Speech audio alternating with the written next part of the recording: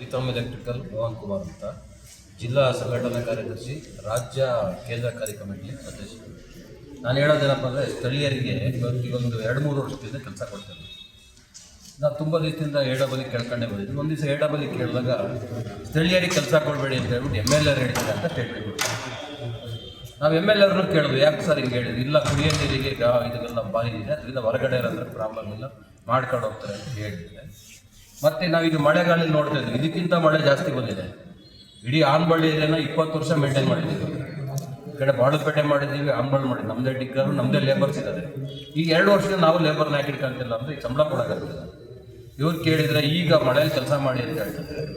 ಇಷ್ಟು ದಿವಸ ನಮ್ಗೆ ಯಾಕೆ ಕೆಲಸ ಕೊಡಲಿಲ್ಲ ಅಂದರೆ ಸ್ಥಳೀಯರಿಗೆಲ್ಲ ಕೆಲಸ ಕೊಡ್ಕೊಂಡಿದ್ದಾರೆ. ಅವ್ರಿಗೇನೋ ಒಬ್ಬ ಚಿಕ್ಕಮಂಗ್ಳೂರಿನ ವರ್ಷ ಅಂತ ಕಾಂಟ್ರಾಕ್ಟ್ ಅವರೇನೋ ನೆಂಟಿರ್ಬೇಕು ಅವರು. ಅವರಿಗೆ ಯಾವಾಗ ನೋಡಿದ್ರು ಕೆಲಸ ಕೊಡೋದು. ಯಾಕೆಂದರೆ ಹೊರಗಡೆ ಇರೋದ್ರೆ ಕಮಿಷನ್ ಎಷ್ಟು ಕೊಡ್ತಾರೆ ಗೊತ್ತಿಲ್ಲ. ಇವ್ರು ಯಾರ್ಯಾರಿಗೆ ಕಮಿಷನ್ ಕೊಡ್ತಾರೆ ಗೊತ್ತಿಲ್ಲ. ಎಡಬಲಿಗಂತೂ ತುಂಬ ಕಮಿಷನ್ ಆಗ್ತದೆ. ಎಡಬಲಿ ನಮ್ಮ ಸ್ಥಳೀಯ ಗುತ್ತಿಗೆದಾರರಿಗೆ ಕೆಲಸ ಕೊಡೋ. ಮತ್ತು OCCCನ DK ಶಿವಕುಮಾರ್ ಅವರು ಆರ್ಡರ್ ಮಾಡಿದ್ದಾರೆ.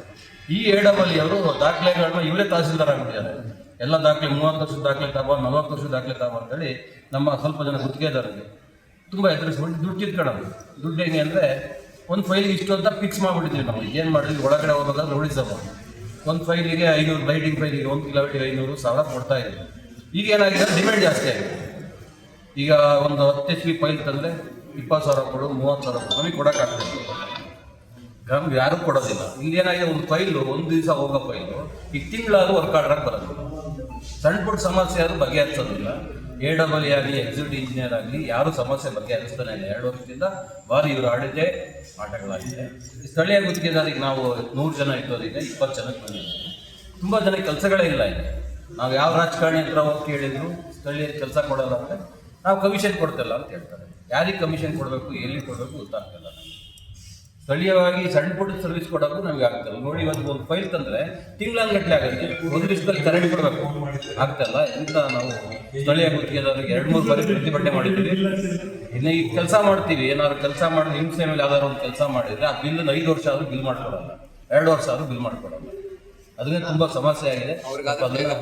ಬೇರೆಯವ್ರಿಗಾದರೆ ಅವತ್ತು ಒಂದೇ ದಿವಸಕ್ಕೆ ಎಲ್ಲ ರೆಡಿ ಆಗುತ್ತೆ. ಸ್ಥಳೀಯ ಗುತ್ತಿಗೆದಾರಿಗೆ ಆಗ್ತಾಯಿಲ್ಲ.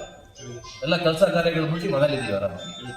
ನಾವಿಲ್ಲಿ ಓಟ್ ಹಾಕಿ ಗೆಲ್ಲಿಸಿದಂಥ ಪ್ರತಿನಿಧಿಗಳು ನಮ್ಮ ವಿರುದ್ಧ ನಮ್ಮ ಪರವಾಗಿ ಮಾತಾಡೋದೇ ಇಲ್ಲ. ನೌಕರರ ಕೈಲಿ ಮಾತಾಡ್ತಾ ಇದ್ದಾರೆ. ಯಾಕೆಂದ್ರೆ ಅವ್ರು ಏನು ಕೊಡ್ತಾರೆ ಗೊತ್ತಿಲ್ಲ. ಸ್ಥಳೀಯ ಗುತ್ತಿಗೆದಾರರು ನಾವೇನು ಕೊಡಬೇಕು ಅಂತ ಫಿಕ್ಸ್ ಮಾಡಿ ನಾವು ಕೊಟ್ಬಿಡ್ತಿರ್ತಾರೆ. ನಮಗೆ ಕೆಲಸ ಇಲ್ಲ. ಹೆಂಡತಿ ಮಕ್ಕಳಿಗೆ ಅನ್ನ ತಣ್ಣಗೆ ಹಾಕ್ಬೇಕು, ಎಲ್ಲಿ ನಿಂತನ್ನ ಹಾಕೋಣ. ಇದನ್ನೇ ನಂಬ್ಕೊಂಡಿರೋಂಥ ಕೆಲಸ. ಇಲ್ಲಿ ಎಲ್ಲ ಕೆಲಸನೂ ನಾವು ಮಾಡ್ತೀವಿ. ನಮ್ಮಲ್ಲಿ ಲೇಬರ್ಸ್ ಇದ್ದಾರೆ. ಬ್ರೇಕ್ ಡೌನ್ ಕೆಲಸಕ್ಕೆ ನಾವೆಲ್ಲ ಇಷ್ಟು ವರ್ಷ ಮಾಡ್ಕೊಂಬಂದಿದ್ದೀವಿ. ಈಗ ಏನಾಗ್ತದೆ ಅಂತ ಗೊತ್ತಾಗ್ತಲ್ಲ. ಎಷ್ಟು % ಕೊಡಬೇಕು, ಏನು ಕೊಡಬೇಕು ಅಂತ ನಮ್ಮಲ್ಲಿಲ್ಲ. ನಮ್ಮಲ್ಲಿ ಅದೇ ವೈರು, ಅದೇ ಕಂಬ. ಅದಕ್ಕೇನು ಬೇರೆ ಥರ ಮಾಡೋಕ್ಕಾಗಲ್ಲ. ಅದು ಸೆಕೆಂಡ್ಸ್ ಮಾಡೋದಾಗಿದ್ರೆ ಮಾಡ್ಬಿಟ್ಟು ಕೊಡ್ಬೋದು. ಸಿವಿಲ್ ವರ್ಕ್ ಎಲ್ಲ ನೋಡಿದ್ದು